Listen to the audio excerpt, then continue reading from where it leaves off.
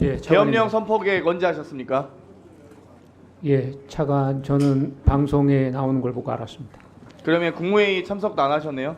예, 저는 뭐 국내 그러면 그 이후 계엄령 선포 시부터 그 이후에 계엄사령부가 구성되고 그 이후에 포고령이 공포되고 그 이후에 국무회의 소집돼서 계엄령이 해제될 때까지도 모르셨나요? 예, 제가 언론에서 보고 어디 부대 계셨습니까? 복귀한 게 한 23시 40분 경이니까 그 이후부터는 23시 40분에 어디 계셨습니까? 저는 그때 국방부 상황실에 있었습니다. 상황실에서 뭐 하고 계셨나요?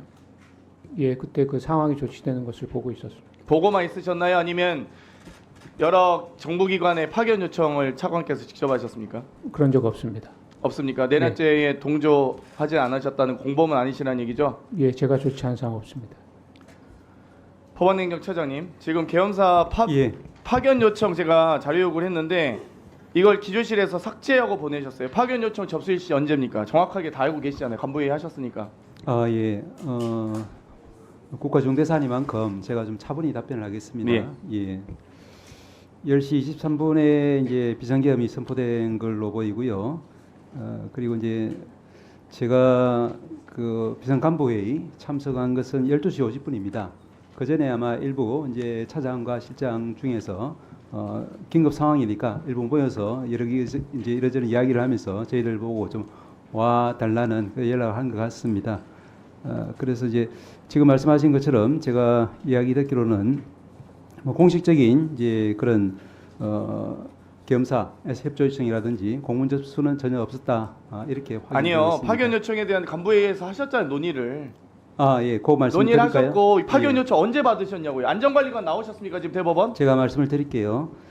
제가 그래서 이제 파악하기로는 이제 12시 50분에 제가 왔는데 이제 그 안전관리실 담당자가 계엄사로부터 이제 사무관 파견 요청 수령한 시점은 12시 56분이라고 그럽니다. 그리고 안전관리관이 간부회의 보고한 시간이 12시 56분이잖아요. 안전관리관이 언제 안전관리관은- 계엄사로부터 어떤 방식으로 접수를 받았냐고요. 안전관리관 군 출신이잖아요. 대령 출신. 그러니까 안전관리실에 이제 담당자가 전화로 계엄사에서 전화를 받은 것 같고 몇 시입니까? 즉시 그게 12시 한 55분 전후인 것 같습니다. 그리고 곧바로 이제 관리관에게 보고를 했고 관리관이 이제 그 무렵 올라와서 저희들에게 이야기를 한 것 같습니다. 그래서 간부의 보고 시점은 제가 파악하기로는 이제 1시 전후 이렇게 지금 파악이 되고 있습니다. 그 간부회의 회의록 갖고 계시죠? 회로는 따로 없는 없습니까? 걸로 알고 있습니다. 녹취도 안 하셨어요? 예, 말씀드렸지만 저도 뭐 자다가 12시 50분쯤 가서 이루어진 거라서 계엄사로부터 왜 예. 접수 요청 일시에 대해서 이 접수 경로 이거 왜 자료 안 주십니까? 그건 아마 제가 오늘 직접 이야기하는 게 낫겠다 싶어서 아니 주십시오 자료로. 알겠습니다. 서면으로 주십시오. 예. 지금 법원행정처장이 그러면 파견을 왜 안 하셨어요? 계엄이 해제된 건 정식으로 해제된 건 05시 01분 아닙니까?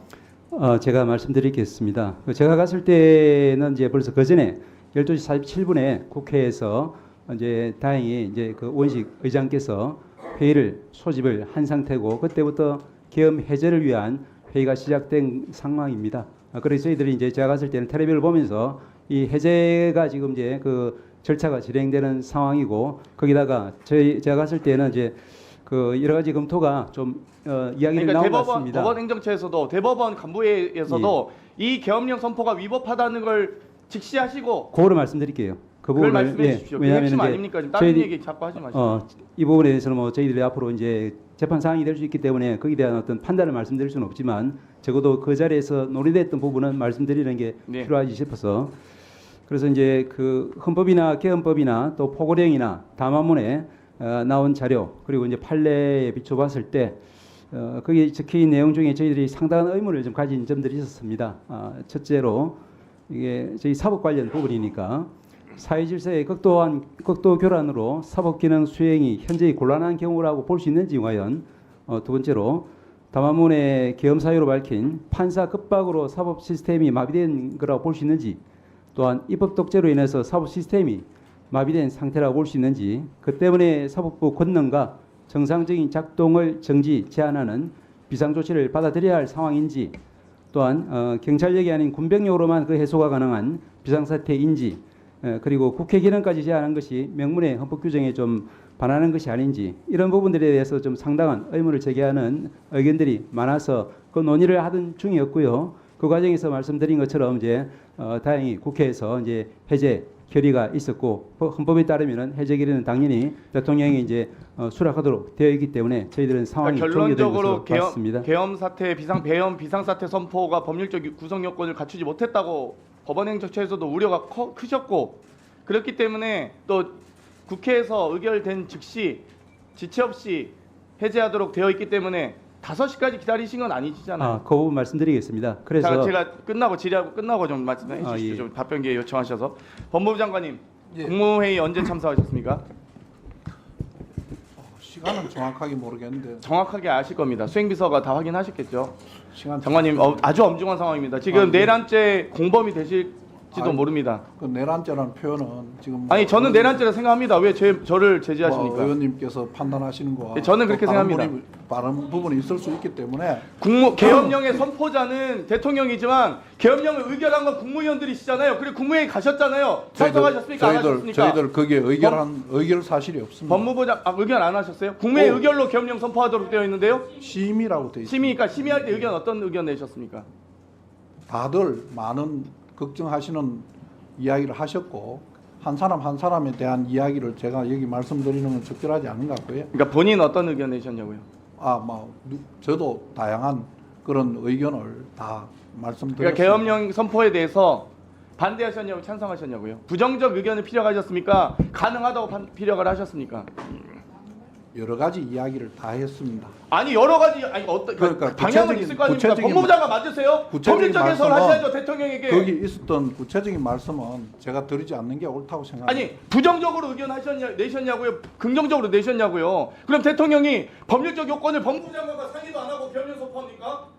저하고 사전에 상의한 바 아니 없습니다. 상의는 안 하셨겠죠. 의견을 내셨을 거 아니에요? 그 상황은 개별적인 의견이 그 상황에 대한 의견 이런 조치를 하는 게 맞느냐 하는 부분의 이야기가 더 많았습니다. 네. 이런 조치를 하는 게 맞느냐 하는 부분에 정리해 대한 주세요. 이야기가 네. 많았습니다. 4일날 그러면 행안부 장관하고 대통령 안 가가셔서 무슨 얘기하셨어요? 그거는 사실은 그날 저희들이 다 사의를 표명한 날이었습니다. 그 평소에 국무회에서 자주 보고 하지만은 자리를 못해서 해가 가기 전에 한번 보자 이런 신문 모임을 하신 거예요? 아니 그러니까요. 김영현 저 이야기를 감찰사령관, 수방사령관, 특전사령관 친목으로 만났다는 저희- 게 계엄 선포하는 거 아닙니까? 저 이야기를 좀 들어주십시오. 그렇게 했는데 네. 사의를 다 표하고 정리해 주세요. 다시 자리를 만들기가 어려울 거다. 다 다른 약속은 취소됐으니까 자, 정리해 주세요. 송년회